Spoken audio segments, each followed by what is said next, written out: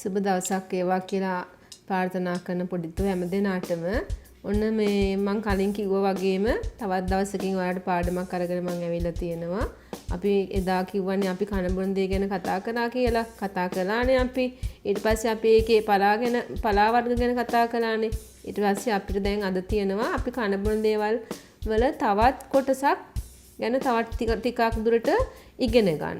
ඒක නිසා එදා පාඩම වගේම මට හිතෙනවා අද පාඩමත් ඒ ක්‍රමයටම ඕගොල්ලන්ට ගේන එක හොඳයි කියලා. ඉතින් ඔන්න මම ඕගොල්ලන්ට පින්තූරත් එක පාඩමක් අදත් අරන් ඇවිල්ලා තියෙනවා.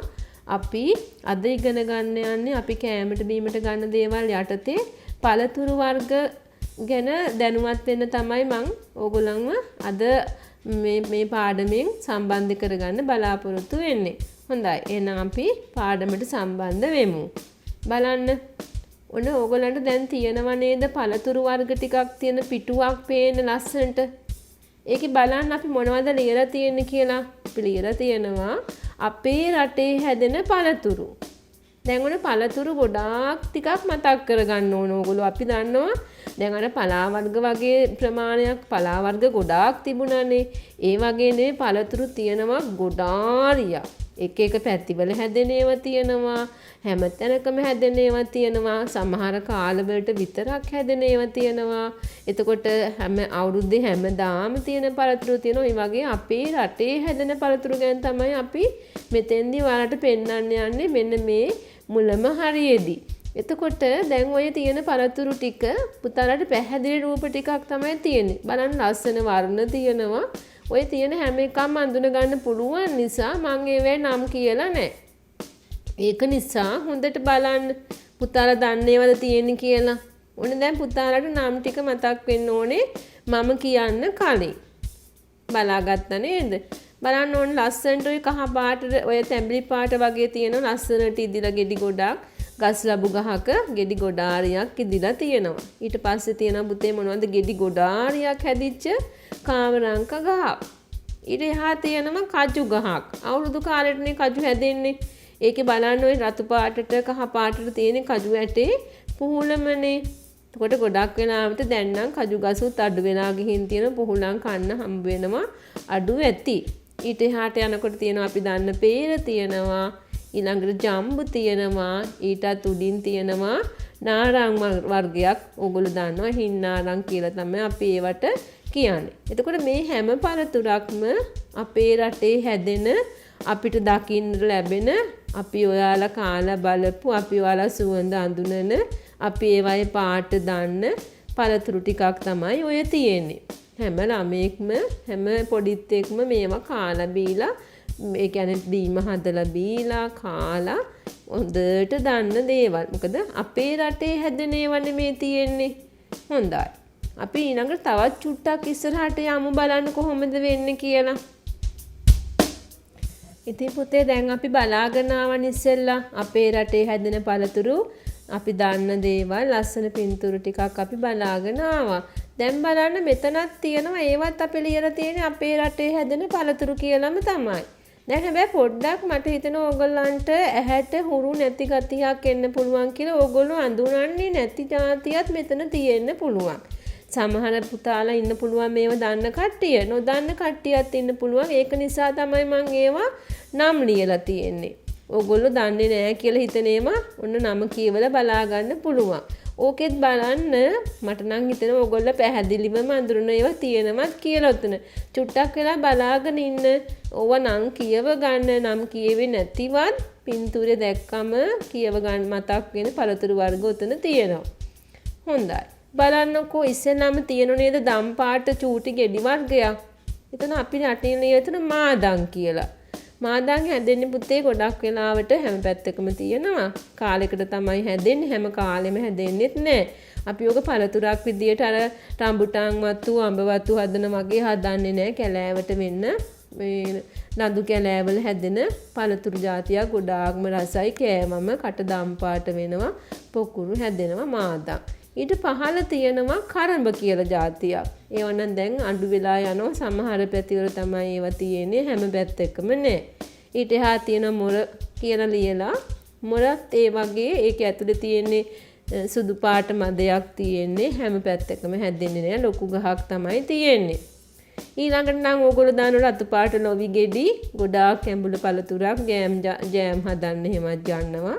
ඒව ගොඩාක් ගෙඩි හැදෙන ගහේ ලස්සන රතු පාටයි. හැබැයි ගොඩක් ඇඹුලයි.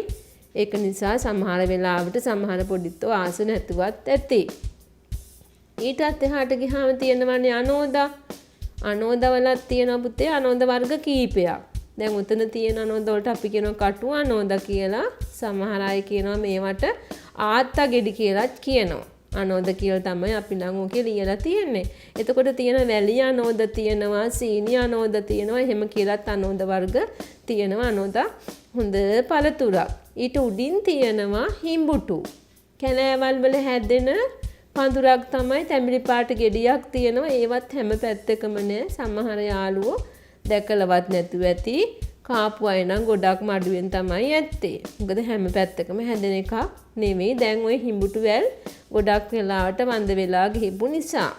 එතකොට නාය බලන්න මාදන් තියෙනවා, කරඹ තියෙනවා, මොර තියෙනවා, ලොවි තියෙනවා, අනෝදා ගෙඩිත් තියෙනවා, හිඹුටුත් තියෙනවා. ඔන්න දැන් අපේ රටේ හැදෙන අපි නොදන්න පළතුරු. ඔයාලා රස විඳපු නැති පළතුරු මෙතන තියෙන්න පුළුවන්. ඒක නිසා අපි ඒවත් දැනුවත් වෙන්න ඕනේ. සමහර වෙලාවල් වලදී අපිට ඔයාලා හිතයි අපි මේව දන්නේවත් නෑ, අපි දැකලත් නෑ කියලා. ඒක හින්දා තමයි ටීචර් ඔයාලට පින්තූරත් අද අරගෙන ආවේ. මේ ටික දැනගන්න ඕන නිසා. මාදන්, කරඹ, මොර, හිඹුටු. ඔන්න ඔය ටික මට හිතෙනවා ඕගොල්ලන්ට ගොඩක් වෙනාවට අලුත් වෙන්නේ නැති කියලා. ලොවි අනෝදා නම් ලොවි අනෝදා මේ දෙක නම් අපි දැකලා තියෙනවා.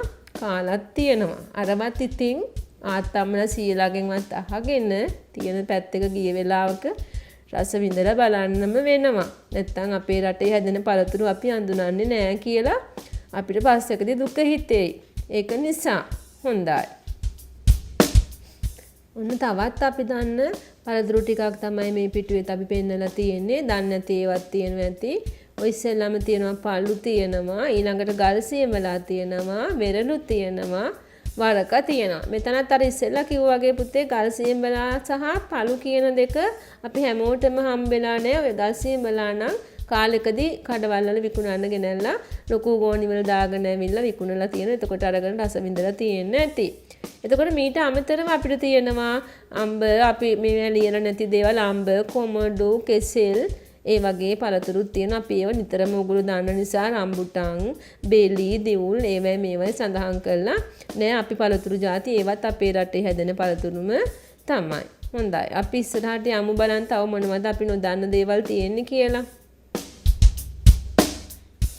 මේ පිටුවට ආවම අපිට පේනවා ඔතන ওই ගෙම්බිහාමි ළඟ තියෙනවනේ ලියලා පිට රටින් ගෙනෙන පළතුරු කියලා. එහෙනම් ඔන්න අපිට මතක් වෙන්න ඕනේ අපි අපේ රටේ පළතුරු හැදෙනේම ඇරුණාම අපි කැමරට ගන්න පළතුරු තියෙනවා පිට රටින් ගේන ඒවත්. අන්න ඒන් කීපයක් තමයි අපි මෙතන මේ ඔයාලට පෙන්නලා තියෙන්නේ. බලන්න ඉස්සරහම රතු පාට ගෙඩි වර්ගයක් තියෙනවා චෙරි කියලා. ඊළඟට අපි හැමෝම දන්න ඇපල් තියෙනවා, ස්ට්‍රෝබෙරි තියෙනවා, ඊළඟ පින්තූරේ පෙයාස් තියෙනවා, උඩ තියෙනවා නාරං අර කියන්නේ ඕස්ට්‍රේලියන් නාරං කියලා.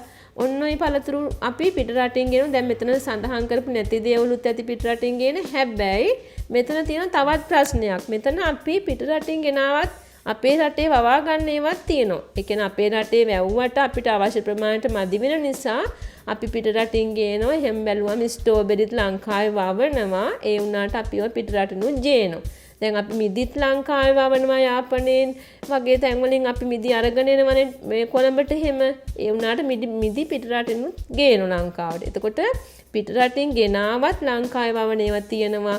දැන් ඇපල් වගේ දේවල් ඇපල්, චෙරි ඒව ලංකාවේ හැදෙන්නෙම නෑ. ඒවා අපි පිට රටින් තමයි අපේ රටට අරගෙන එන්නේ. මෙන්න මෙතෙන්ද චුට්ටක් මතක තියාගන්න ඕනේ අපි නිතරම පිට රටින් ගේන ස්ට්‍රෝබෙරි, ඊළඟට ඇපල්, චෙරි, නාරං, පෙයාස් මේ වගේ දේවල් ආසයි තමයි. ඒ වුණාට අපි ඒව පරිභෝජනයට ගන්න ඕනේ අඩුවෙන්. මොකද මේවා පිට රටින් නම් අපිට එනකොට ගොඩක් කාලයක් ගත වෙන නිසා මේවට ගොඩක් වෙලාවට රසායනික ද්‍රව්‍ය මිශ්‍ර කරලා ගේනවා කල් තබා ගන්න ඕන නිසා. අන්න ඒක නිසා අපි නිතරම පුරුදු වෙන්න ඕනේ අපේ දේශීය පළතුරු විතරක් ආහාරයට ගන්න. මොකද අපේ ඇඟට අහිතකර දේවල් මේවත් එක්ක එන්න පුළුවන් නිසා.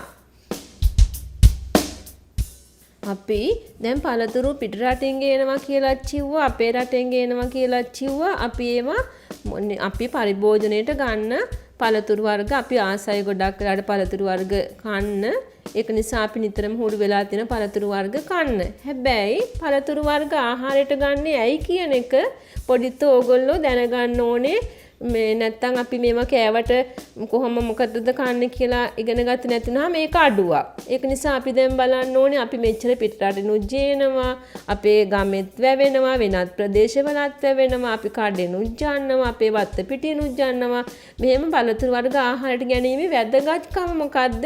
අපේ ශරීරයට ලැබෙන කියන එක අපි දැනුවත් වෙන්න ඕනේ. පුංචි කාලේ ඉඳන්ම. ඒක නිසා අපි බලමු මොනවද පළතුරු ආහාරයට ගැනීමේ වැදගත්කම කියලා ඊළඟ කොටසින්. ඔව් පුතේ, පළතුරු ආහාරයට ගත්තහම අපේ පැවැත්ම අපි ජීවත් වෙනවනේ අපිට නිරෝගී පැවැත්මක් ලැබෙනවා. ලෙඩ අඩු වෙන, ලෙඩ ගොඩක් වෙලාවට ලෙඩ දුක් හැදෙන්නේ නැතිව නිරෝගීව ජීවිතය ගත කරන්න පුළුවන් වෙනවා. ඒවට උදව් කරනවා අපි ගන්න ආහාරවල තියෙන පෝෂ්‍ය පදාර්ථයන් අපේ ශරීරයට උදව් කරනවා. ඊළඟට එකක් තමයි ශරීර ශක්තිය වර්ධනය වෙනවා. දැන් මේ පළතුරු වල තියෙනවනේ එක පෝෂ්‍ය කොටස්. අන්න ඒවයේ තියෙනවා කොටස් අපේ ශරීරයට ශක්තිය. අපි අර අම්මලා කියන්නේ හයිය එන්න ඕනේ කියලා ඇඟට. අපිට ඇඟට ශක්තිය ලැබෙනවා මේ පළතුරු වර්ග ආහාරයට ගත්තාම. ඊළඟ එක තමයි ශරීරයට අත්‍යවශ්‍ය විටමින් වර්ග. විටමින් C කියයි, විටමින් D කියයි, විටමින් B කියවම විටමින් වර්ග ගොඩාක් තියෙනවා අපේ ඇඟට ලැබෙන. ගොඩක් වෙලාවට පළතුරු හැම එකකම වගේ විටමින් C අඩංගු වෙනවා. පළතුරු වර්ග වලින් අපිට ලැබෙනවා. අපි පලා වර්ග වලදීත් ওই ගැනම සඳහන් කරා. එහෙනම් ඊළඟ බලන්න පලා වර්ග වලදීත් අපි කිව්ව සම පැහැපත් වෙනවා කියලා. දැන් මෙතනත් අපි කියනවා පළතුරු වර්ග ආහාරයට ගත්තාම අපේ සම පැහැපත් වෙනවා. ඊළඟට ආහාර ජීර්ණය පහසු වෙනවා. අපි කෑමට ගන්න දේවල් දිරවන්න ඕනේ පහසුවෙන්. පෝෂ්‍ය කොටස් උරා ගන්න නම් ඒව හොඳින් දිරවීම සිද්ධ වෙන්න ඕනේ. එතකොට මේ පළතුරු වල තියෙන තන්තුමය කොටස් නිසාවෙකින්දි තියෙනවානේ. එතකොට ආහාර ජීර්ණය ගොඩක්ම පහසු වෙනවා. ඊළඟ එක තමයි පුතේ ඇස් පෙනීමත් දියුණු වෙනවා පළතුරු වර්ග ආහාරයට ගත්තාම. ඔන්න ඔය ටික තමයි අපිට පළතුරු වර්ග ආහාරයට ගත්තාම ලැබෙන වාසිය. එතකොට අපි පළතුරු වර්ග ආහාරයට ගන්න ඔන්න ඔය වාසි ටික අපිට ලබා ගන්න ඕන නිසා. හොඳයි නේද? තේරුණාද දැන් කියපු ටික? මතකයිද කියලා බලන්න ආයි පාරක්. දැන් අපි කිව්වනේ පළතුරු වර්ග වල නම් දැනගත්තා. ඊට පස්සේ අපි කිව්වා පළතුරු වර්ග කෑවහම අපිට මෙන්න මේ වාසිදායක තත්ත්වයන් ළඟා කරගන්න පුළුවන් කියලා. අපිට ලැබෙන ප්‍රයෝජන මොනවද කියලා. දැන් අපි ඒ ටික දන්නවනේ. හැබැයි අපි තව නොදන්න දෙයක් තියෙනවා මෙතෙන්ට ආවහම. පළතුරු වර්ග ආහාරයට ගන්නා ක්‍රම නොදන්නේ නෑ. දැන් ඔන්න බැලුවම් මතක් වේ. ඒ කියන්නේ අපි කොහොමද මේ පළතුරු ටික කෑවේ? සමහර වෙලාවට අපි නිකම්ම කෑමට ගන්නවනේ. ඊට අමතරව අපි මේ පළතුරු වර්ග ආහාරයට ගන්න හදා ගන්න ක්‍රම තියෙනවා. ඔය පළවෙනිම පින්තූරේ තියෙන බෝතල් ගොඩක දාලා ජෑම් හදලා පළතුරු වලින් ජෑම් හදනවනේ. අන්නාසි ජෑම් කියයි, දිවුල් කියයි, ස්ට්‍රෝබෙරි කියයි, මිදි කියයි. ඒවෙන් ජෑම් හදනවනේ. එහෙනම් ඔන්න පළතුරු වර්ග ආහාරයට ගන්න එක ක්‍රමයක් තමයි ජෑම් හදනවා. ඊළඟට අපි හදනවානේ වෙරළු අච්චාරු හදනවා, ඇඹරැල්ල අච්චාරු හදනවා, ඊළඟට අඹ අච්චාරු හදනවා. එහෙනම් අච්චාරුවක් විදියට ගම්මිරිස් දාලා ලුණු දාලා රස කරලා කන්න පුළුවන්. ඊළඟට පළතුරු ටික බ්ලෙන්ඩරේට දාලා මිරිකලා ජූස් එකක් හදා ගන්නවනේ. ඊළඟට පළතුරු ටික පුංචි කෑලි කපලා චට්නි හදනවනේ සීනිත් එක්ක මිශ්‍ර කරලා. ඊළඟට අපි බීම හදනවනේ. සීනි දාලා වතුර දාලා මිරිකලා දෙහි දාලා පෙරලා අපි බීම හදාගෙනත් බොනවා. ඊළඟට ව්‍යංජනයක් විදියටත් පළතුරු හරි ගස්ස ගන්න ඕගොල්ලෝ දන්නවා ඇඹරැල්ල ව්‍යංජන හදනවා. ඊළඟට අන්නාසි හදනවා, කාමරංග හදනවා, අඹ හදනවා. ව්‍යංජනයක් විදියටත් පළතුරු ටික ආහාරයට ගන්න පුළුවන්. හැම පළතුරක්ම හැම ක්‍රමයකටම හදන්න බෑ. එහෙනම් සමහර පළතුරු තියෙනවා එක පළතුරකින් ක්‍රම කීපයකට අපිට හදාගන්න පුළුවන් ඒවා. සමහර පළතුරු අපි නිකම්ම එහෙමම කෑමට ගන්නවා. සමහර ඒවා මෙහෙම හදලා ගන්නවා. ඒ විදිහට විවිධ ක්‍රම තියෙනවා. අපි විවිධ ක්‍රම වලට ආහාර මේ පළතුරු ආහාරයට එකතු කරගන්නවා කිව්වනේ. ওই ක්‍රමවලට ගත්තත් අපි පළතුරු ටික ආහාරයට ගන්නකොට සැලකිලිමත් වෙන්න ඕනේ කරුණු කීපයක් ගැන තමයි ඊළඟට අපි දැනුවත් වෙන්න ඕනේ. පළතුරු ආහාරයට ගන්නකොට මොනවද අපි ඒ ගැන සැලකිල්ලෙන් කරන්න ඕන කියන එක තමයි අපි ඊළඟට කියන්න යන්නේ බලමු. එතකොට අපි කියවනේ පළතුරු වර්ග අපි ආහාරයට ගන්න ක්‍රම තියෙනවා කියලා එතෙන්දී සමහරවිට අපි පළතුරක් මුකුත් සකස් කිරීමක් නැතුවම ගහෙන් කඩාගත්ත ගමන්ම කෑමට ගන්නවා. අපිට අතට ලැබිච්ච ගමන්ම කෑමට ගන්නවා. ඒක නිසා පළමුවෙන්ම අපි ඒ ගන්න පළතුරු වර්ගය හොඳින් සෝදන්න ඕනේ. එක්ක දූවිලි තැරවිලා තියෙන්න පුළුවන්, එක්ක වෙන කෙනෙක්ගේ අතේ තියෙන දෙයක්, සතෙක්ගේ මේ මොනවා හරි ක්‍රමයකින් සත්තු ඒවයි දුව ඇවිදලා කූඹි හැම ඒගොල්ලන්ගේ අපද්‍රව්‍ය තියෙන්න පුළුවන්. ඒක නිසා පළතුරු ටික හොඳින් සෝදන්න ඕනේ. වතුර එකකට දාලා හෝ ගලා යන වතුරකින් හෝ හොඳින් සෝදන්න ඕනේ කෑමට ගන්න කලින්. ඊළඟට බිම වැටිලා තියෙන පළතුරු සමහර වෙලාවට උතෙන්ට පුතේ තවත් ප්‍රශ්නයක් එනවා. සමහර ඒවා අපිට ගහෙන් කඩා ගන්න බැරි වෙන ඒවා තියෙනවා. දැන් වෙරළු වගේ දේවල් බිම වැටුනම තමයි ගන්න. ඒක නිසා එතෙන්දී ඒක අදාළ වෙන්නේ නැහැ. ඒ වුණාට බිම ගොඩක් වෙලා රැඳිලා තියෙන ගෙඩි අපි කෑමට ගන්නෙ නැහැ. මොකද පුංචි සත්තු ඉන්නවා පොළවේ ඉන්න. ඒගොල්ලෝ ඒවට විදගෙන ඇතුළට යන්න පුළුවන්. ඒ වගේ අපද්‍රව්‍ය තැම්පත් වෙන්න පුළුවන්. ඒක නිසා බිම වැටී තියෙන පළතුරු අපි ආහාරයට ගන්නෙ නැහැ. ඊළඟට තැළුණු හෝ කුණු ගේනකොට කොහොම හරි බිමට වැටිලා ඒ තැළුණෙන් පස්සේ සියුම් තැන් වලින් මැස්සෝ එහෙම පුංචි සත්තු එහෙම යන්න පුළුවන්, අපද්‍රව්‍ය යන්න පුළුවන්. ඒවා තදින් රැඳිලා තියෙන්න පුළුවන්. ඒක නිසා අපි ඒ වගේ ඒවා කැමට ගන්නෙත් නැහැ. ඊළඟ එක තමයි සතුන් කට ගැසූ. ඒ කියන්නේ සමහර වෙලාවට ඔයාලා දැකලා ඇති අන්නාසි ගෙඩියක්, අඹ ගෙඩියක් වගේ දෙයක් ගහේ තියෙද්දිම සත්තු කෑමට ගන්නවා. ඒකේ පොඩි චුට්ටක්නේ අඩු වෙලා තියෙන කියලා අපි ඒ කොටස කපා ඉවත් කරලා කෑමට ගන්න එක හොඳ නැහැ. මොකද අර සතාගේ දැන් අපි හිතමු සමහරලාට ඕගොල්ලෝ දන්නේ නැතුව ඇති අන්නාසි ගෙඩි එහෙම නයිට් කනවනේ. එතකොට ඒගොල්ලන්ගේ ඇඟේ තියෙන විෂාර අන්නාසි ගෙඩියට කවලම් වෙනවා. අපි එතකොට ඒ සතා කාපු ටික අයින් කරලා කෑමට ගත්තොත් මොකද වෙන්නේ? අපේ ඇඟට අධික විෂක් කවලම් වෙලා අපිට ලොකු අනතුරු සිද්ධ වෙන්න පුළුවන්. ඒක නිසා සතුන් කට ගැසූ ආහාර මේ පළතුරුත් අපි ආහාරයට ගන්නෙ නෑ. ඊළඟට පුතේ බලන්න කෘතිමව ඉදවාගත් පළතුරු. සමහරවිට කෙසෙල් කෑන් එහෙම ඉදවන්න ඔයාලා දන්නවත් ඇති ඔය කාබයිඩ් කියලා જાතියක් තියෙන ඒවා මිශ්‍ර කරන වතුර මිශ්‍ර කරලා ඒවා ඉහලා එහෙම අපි ඉක්මනින් ඉදව ගන්න බලනවානේ. අම්බ එහෙම ඉක්මනින් ඉදව ගන්න බන ගොඩක් වෙලාට අපි කඩවල් වලින් ගන්න පළතුරු වල තමයි වැඩේ වෙන්නේ. අන්න එහෙම ඒවා අපි ආහාරයට ගන්නෙත් නෑ. එහෙනම් බලන්න ආහාර ගන්න කලින් හොඳින් සෝදන්න. බිම වැටී ඇති තැළුණු හෝ කුණු සතුන් කට ගැසූ කෘතිමව ඉදවාගත් පළතුරු ආහාරයට ගන්න එපා. ඔන්න ඔය ටික තමයි පළතුරු ආහාරයට ගන්නකොට අපි කරන්න හොඳ නැත්තේ. හොඳින් බලන්න ඕනේ ඒක අපිට සුදුසුද කියලා. එහෙනම් පුතේ ඔන්න අද අපි පළතුරු ඉගෙන ගත්තා. අපේ රටේ හැදෙන පළතුරු ඉගෙන ගත්තා. ඊළඟට අපි ඔයාලා මෙච්චර කාල දැනගෙන ඉඳපු නැති සමහර පළතුරු ಜಾතිත් හඳුනගත්තා. ඊළඟට පිට රටවල් වලින් අපේ රටට ගේන පළතුරුත් ඉගෙන ගත්තා. ඊළඟට අපි ඉගෙන ගත්තා පළතුරු ඇයි අපි ආහාරයට ගන්නෙ?